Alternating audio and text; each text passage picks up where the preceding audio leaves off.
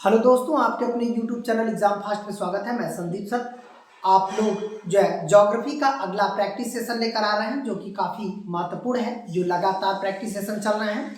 चलिए हम लोग आते हैं आज के जो है कह सकते हैं कि प्रैक्टिस सेशन की बात करते हैं, जो कि आपकी परीक्षाओं के लिए एक महत्वपूर्ण जो है पार्ट माना जा सकता है। और ये प्रैक्टिस सेशन किसी न किसी कंडीशन में परीक्षाओं में आने वाले क्वेश्चन या जो है पिछले कुछ पूछे गए क्वेश्चन उसका भी एक रिवीजन है और रिवीजन मैप पे है, जो कि आपको आसानी से कवर किया जा सकता है।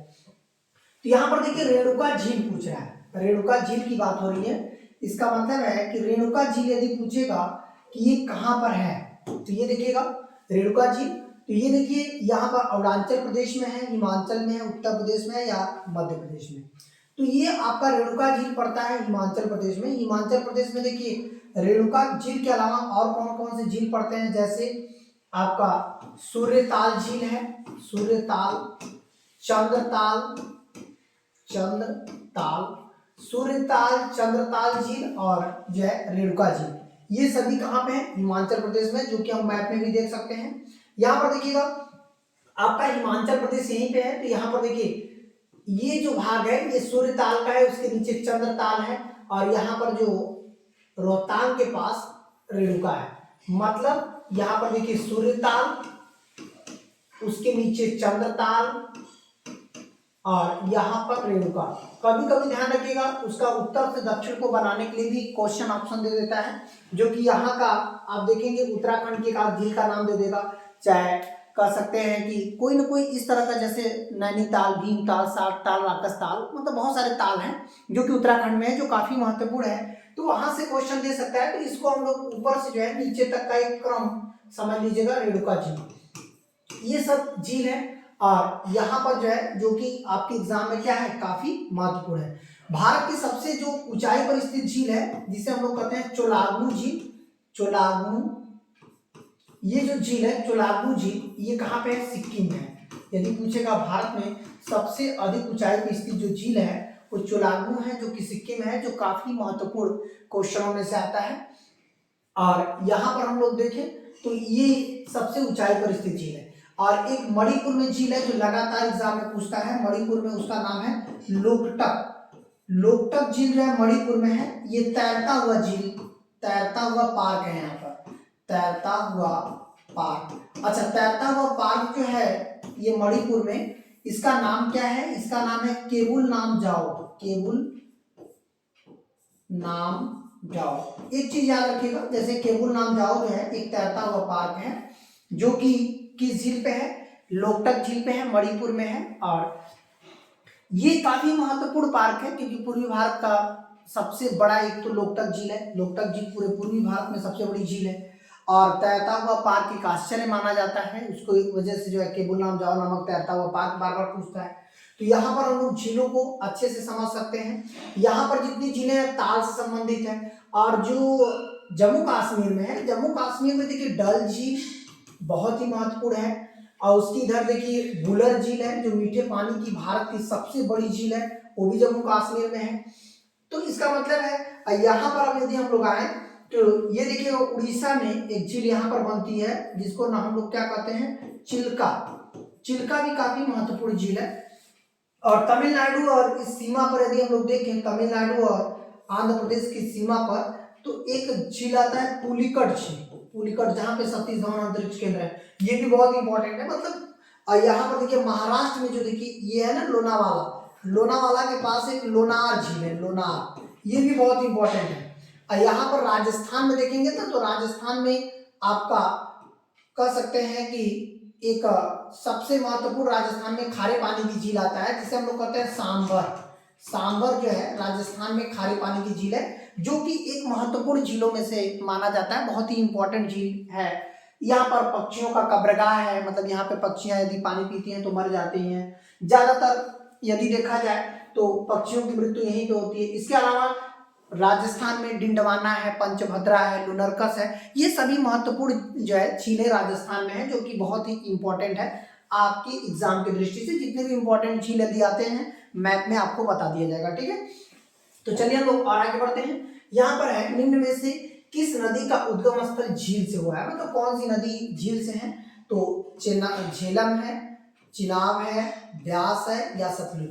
याद रखिएगा जो सतलुज नदी आपका है ये राकस ताल झील से निकलती है, राकस ताल झील। ये राकस ताल झील किस ग्लेशियर पे है? तो मानसरोवर। मानसरोवर जो ग्लेशियर है वो कहाँ पे है? तिब्बत में। मतलब 3 नदियां भारत के बाहर से निकलती हैं, वो ये भी जो है राकस ताल झील तिब्बत के पास से निकलती हैं। ये मैप में हम लोग देख सकते हैं। यहाँ पर देखिएगा जो सतलुज है ये देखिए यहाँ से है, यहाँ का ये वाला भाग जो है मानसरोवर वाला है, यहीं से निकल करके आती है हिमाचल प्रदेश में, सिपकिला दर्रा से प्रवेश करती है। सिपकिला दर्रा से हिमाचल प्रदेश में ये प्रवेश करती हैं।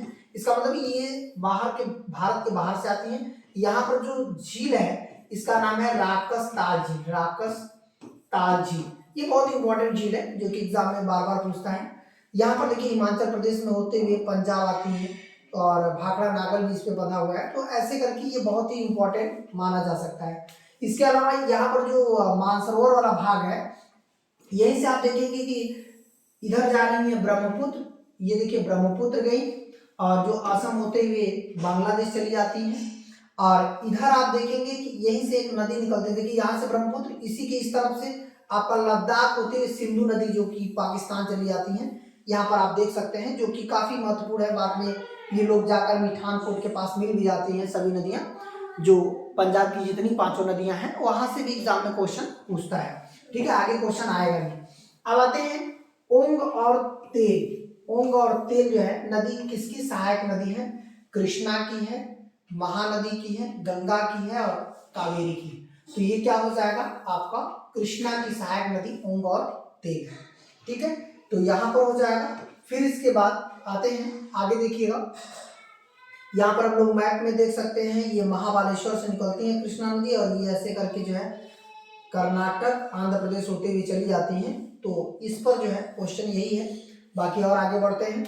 निम्न में से कौन सी नदी जास्कर और लद्दाख, ये देखिए जास्कर श्रेणियां और लद्दाख, यहाँ पर आप देख सकते हो लद्दाख श्रेणियां और जास्कर श्रेणियां के बीच में बहती है। ये कौन सी नदी है? और ये दोनों जो पहाड़ हैं लद्दाख हो चाहे जास्कर, ये हमारे किस संघ राज्य में आते हैं? लद्दाख में आते हैं।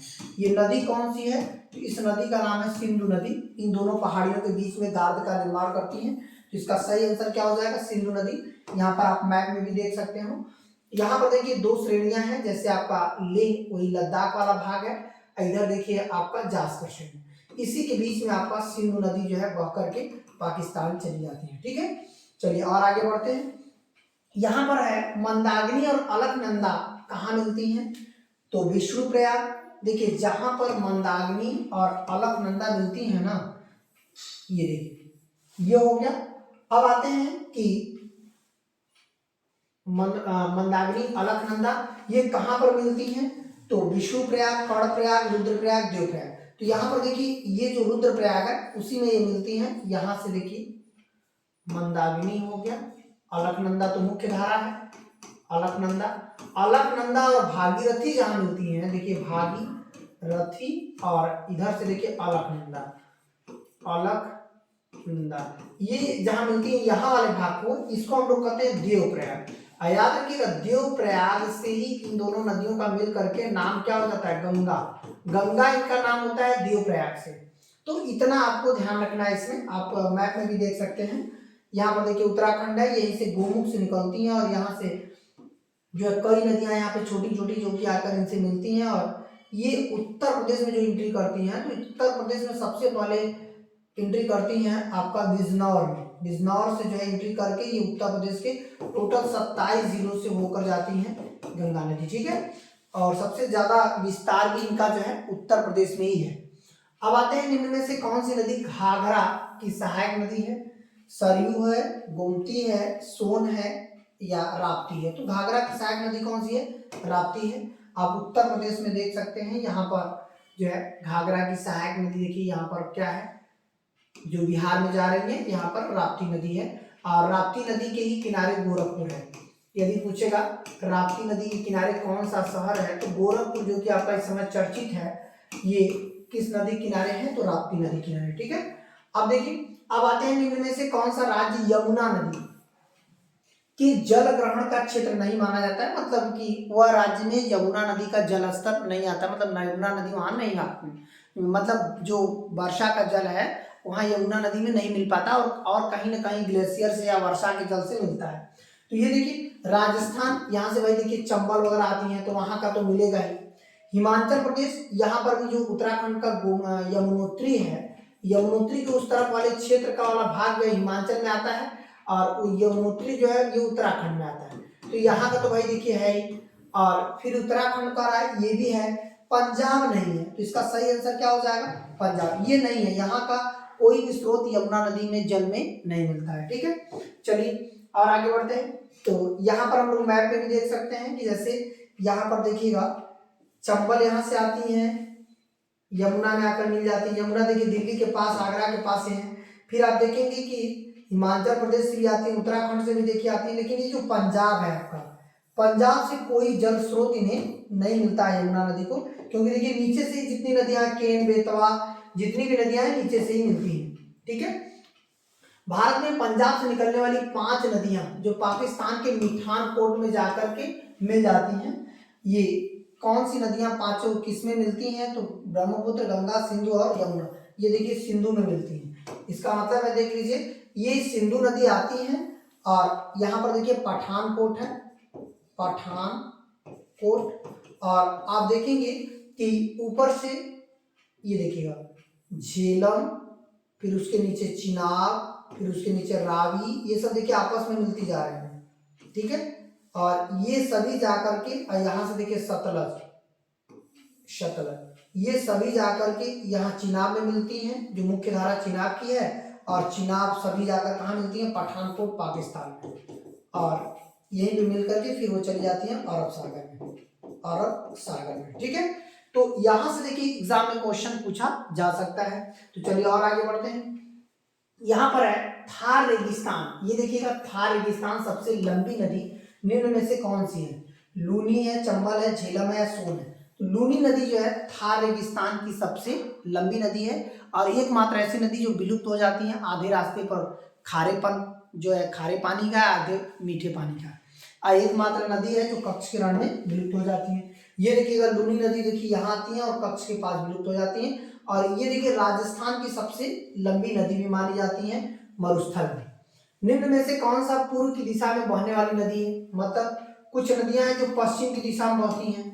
तो ये देखिएगा जैसे माही आपका पश्चिम दिशा में बहती है, माही इधर है, और साबरमती ये भी देखिए पश्चिम की तरफ ऊपर आकर के इधर अरब सागर में गिर रही है। तो जो अरब सागर में गिर रहा है तो भाई देखिए वो पश्चिम दिशा में ही बहेगा, साबरमती। साबरमती के बाद आपका आता है शरावती, ये भी देखिए कर्नाटक में है, कर्नाटक में शरावती भी इधर ही जा रही है, शरावती। और अब बचा कौन सा, ब्राह्मणी।